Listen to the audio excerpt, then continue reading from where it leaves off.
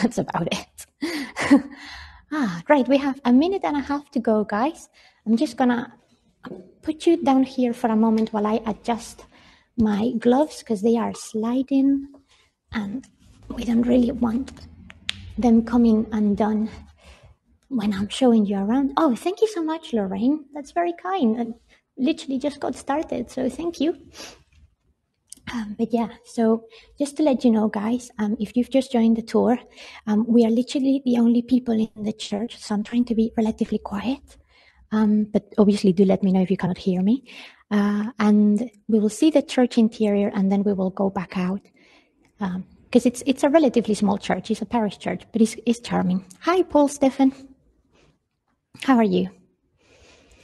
But yeah, it's we're really lucky that they actually let us do this because normally the church is closed this time of the day. They already had mass in the morning, so there you go. Hi, Vicky. No map today. I had noticed that on a previous tour, MB, that I was joining this morning. I can't remember which it was.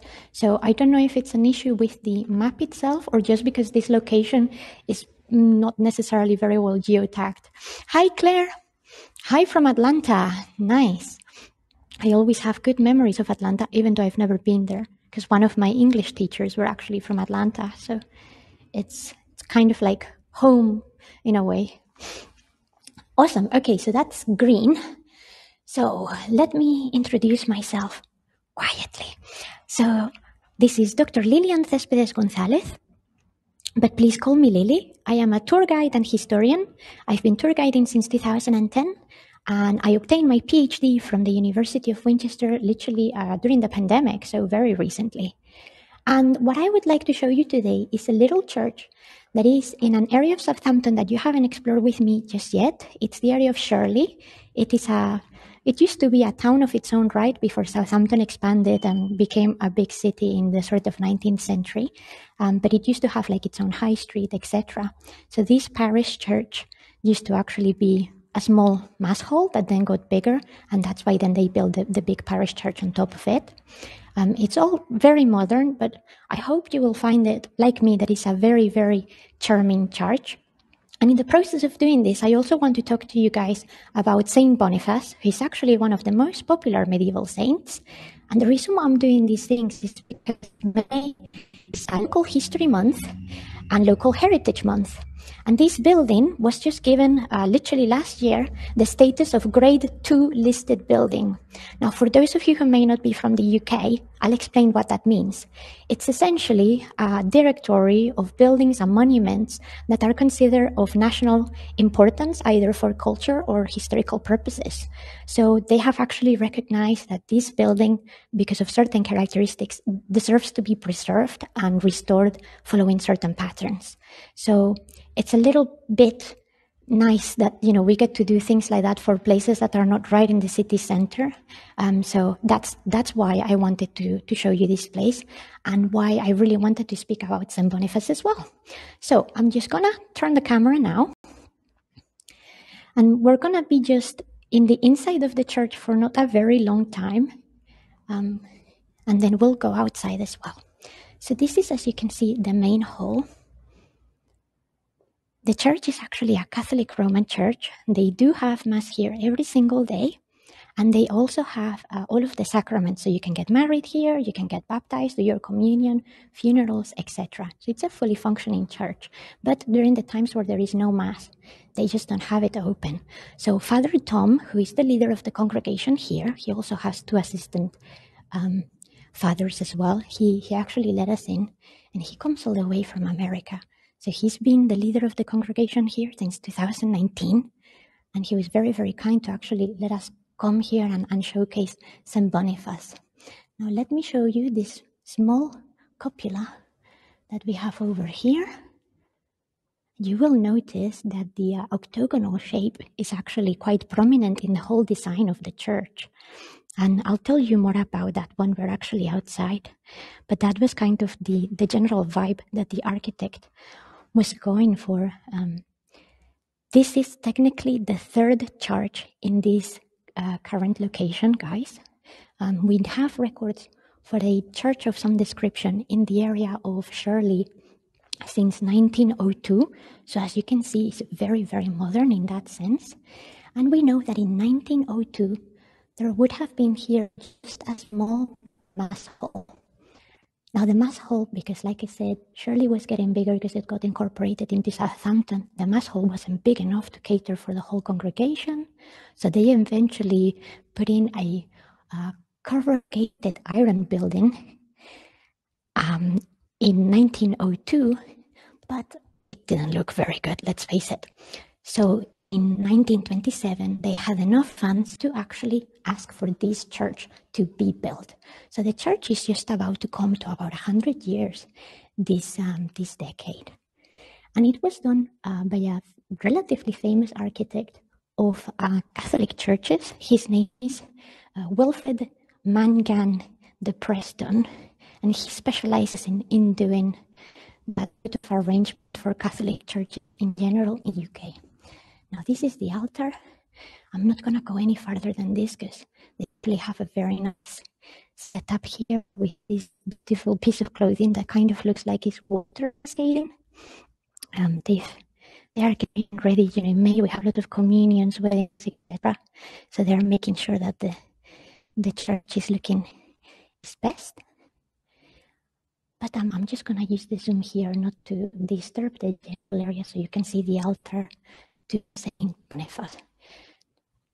Now we'll be talking a lot more about St Boniface in a moment, but just so you know, he was actually an Anglo-Saxon monk in the 7th, 8th century.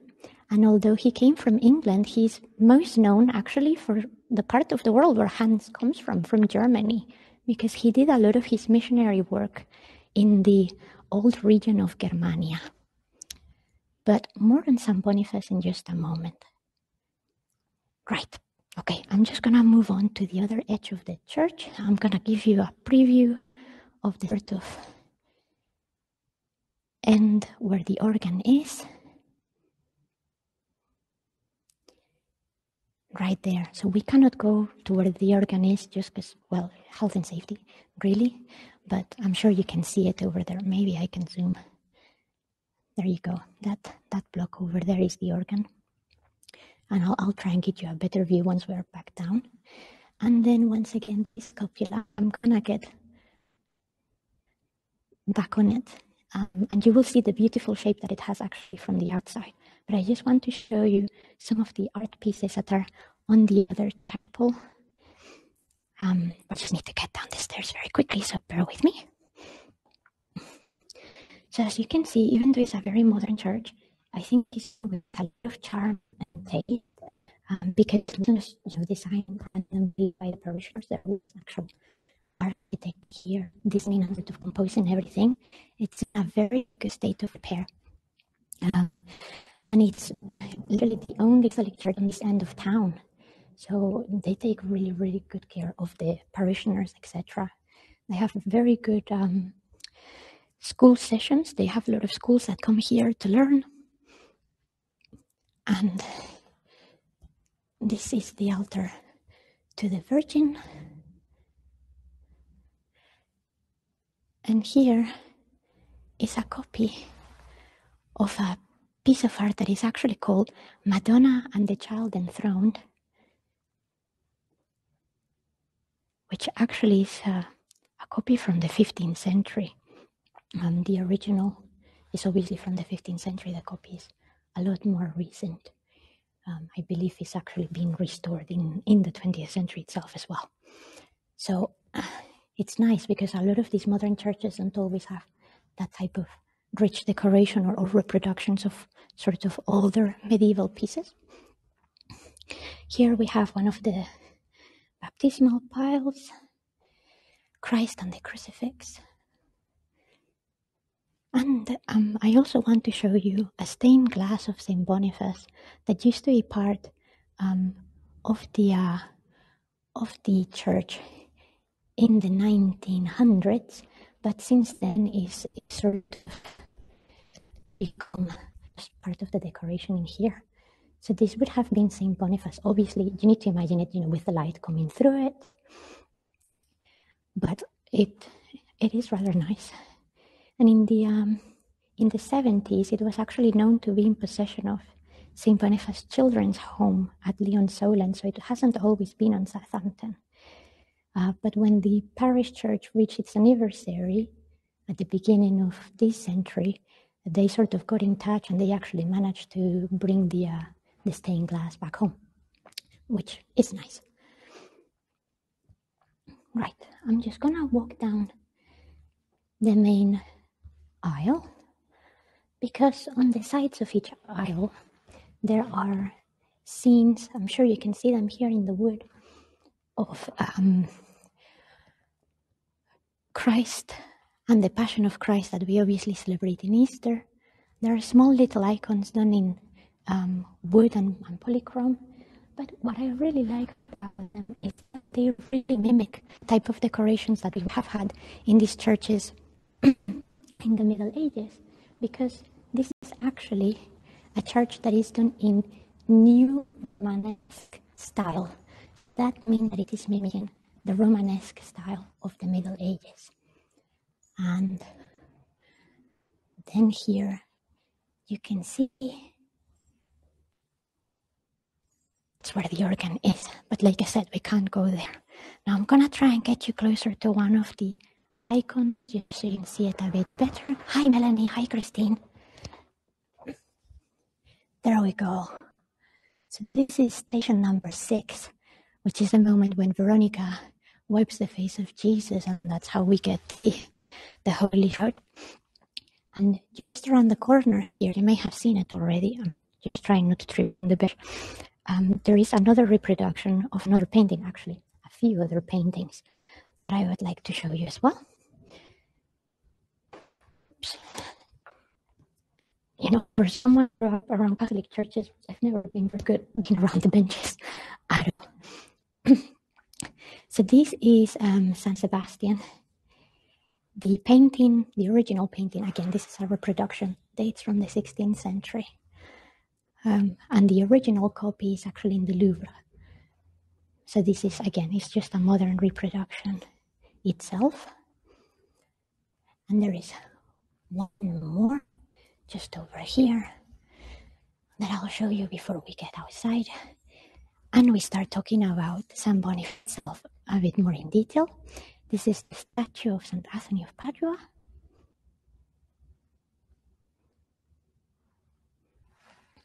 And then over here is the taking of Christ, or the reproduction of the taking of Christ by Caravaggio, which is one of the most famous paintings of Caravaggio throughout the late 16th century, early 17th century. And I'm actually working on a series of art history talks where I'll be talking about this painting and Caravaggio in more detail. So it was quite convenient that they had a copy here of the of the actual painting itself. So as you can see, that's sort of the church itself. Despite being a very modern church, I think it's super quaint. It really has that sort of sense of community and parish, which I really like. But because of its origins and its creation as an architectural piece, it just has a lot of personality, which is the reason why it's been added to that great listing for the preservation of this heritage. Right. We're just gonna go through the back now to get to the outside. I show you the outside. We can talk about St Boniface and why this church is here, even though St Boniface actually didn't spend that much time in the United Kingdom. We will say goodbye to the Virgin and the St Boniface altar over there. And now let me just get out.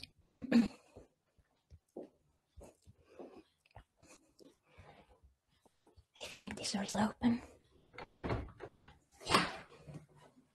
Awesome. Okay. Right.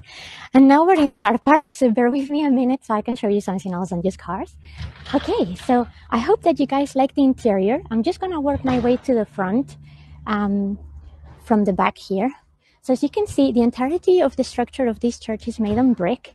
And that's because, like I said at the beginning of the tour, just in case you were not here, the church was actually recommissioned in 1927 and was designed by the Catholic Church architect Wilfred Mangan de Preston. And yes, Melanie, genuinely is very, very warming in that sense.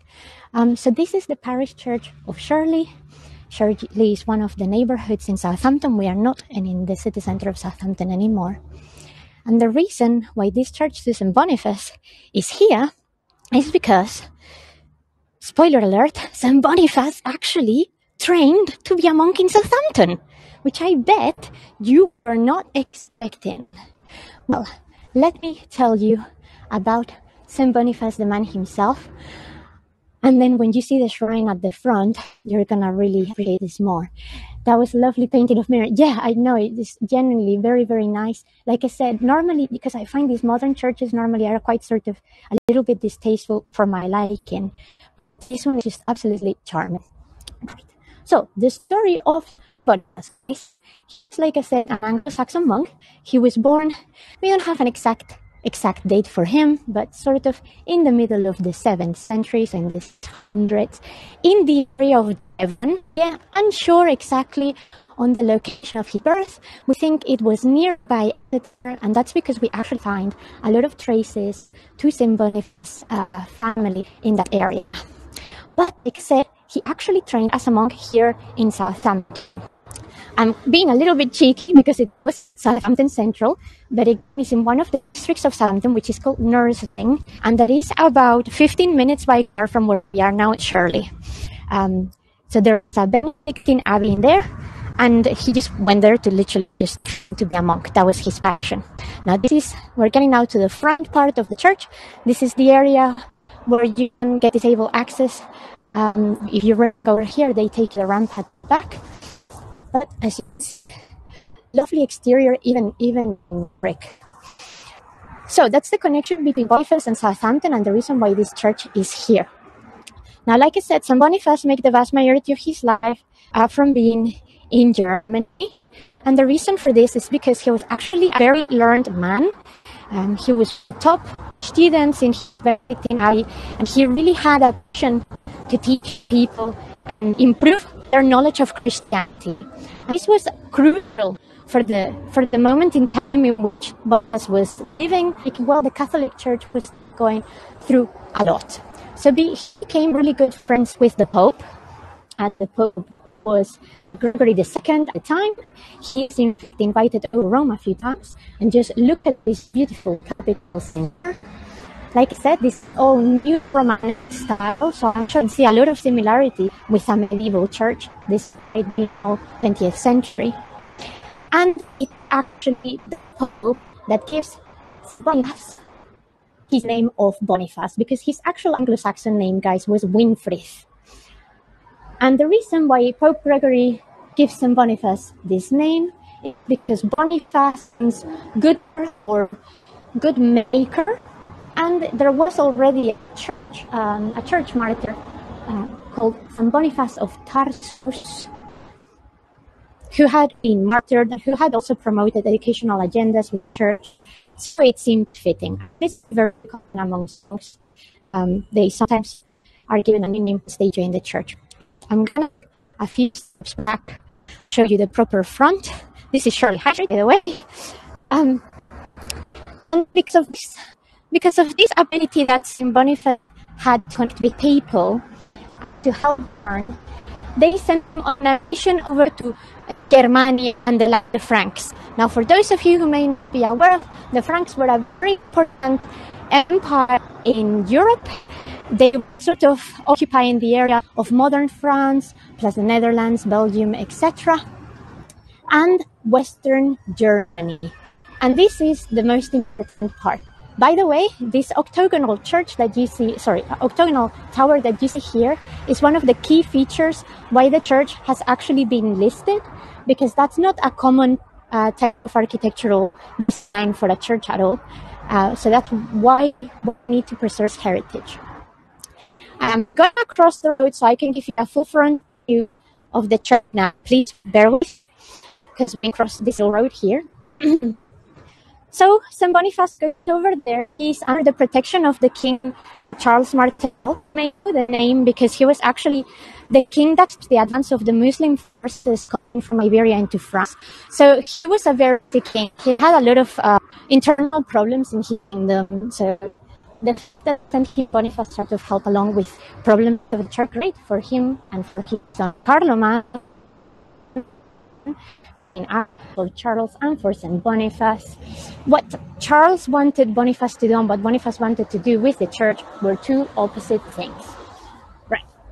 Now, behold the full front of the Church of St Boniface here in Shirley High Street. I think now that you've seen the exterior and the interior together, you can probably really appreciate why this is such a big treasure for us and why it eventually made its way into the listed building category, because honestly, there is not another church like this one in town, and actually not many like this at all in the whole country. So very, very precious and very, very dear to us. Right, I'm gonna go back just so I can carry on showing you some of those features a bit more up close, and it's a lot better than actually seeing the traffic come by. So St Boniface actually wanted to reform the church quite severely because the Franks, although they were Christian, they were not very good Christians in the sense of they didn't follow the rules. And to St Boniface, that sort of meant that they were not properly educated in Christianity and they needed to improve. So he actually butted heads with both Charles Martel and Carloman. But the real issue starts when Carloman dies. A new dynasty of kings starts in Francia with Pepin I. And Pepin I doesn't want to have to hear anything about Boniface. So he retires to the area of Western Germany, which was still part of the Frankish territory. And this is the statue of St Boniface, by the way. And he decides to carry on his missionary effects in the area of Frisia. Now, Frisia is sort of in the northwest of Germany, right sort of at the tip. And the issue with the Frisians were that they were still pagan. So it's not even the fact that they were not very good Christians, they were directly pagan. There had been many missions to attempt to convert them properly. And we actually have records that are quite funny when you're reading them from the Middle Ages that say some Frisians would have gone back to the church to be converted and complained that the robes that they were given last time were a lot nicer than the ones they were being baptized with on this other time around. So as you can see, they had their own little game. They thought that they could get away with just, carrying on their own ways. And because Frisia was quite a marginal area of the Frankish territory, well, they just didn't have that sort of meticulous control.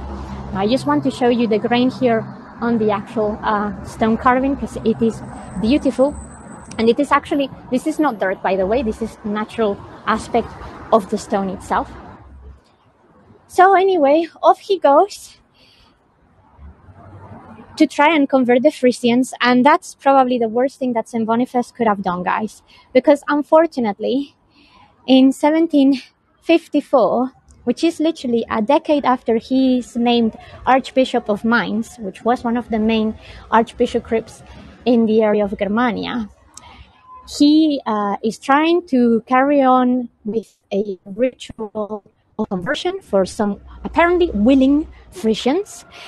And a group of looters, actually, I'm going to go down the stairs very quickly to give you another view of the side. A bunch of Frisian looters actually attack him and his followers. We are not entirely sure if they attack him because they were trying to be, not pagan and they didn't want to be converted, or if because as St Boniface and his followers were a mission, they were carrying with them lots of chests, and maybe the Frisians thought that the chest had treasure when in fact all they had was actually scriptures. So we are unclear as to why the attack happens, but what matters is that it takes place. I'm just going to zoom in here to give you a better view of the brickwork here at the top.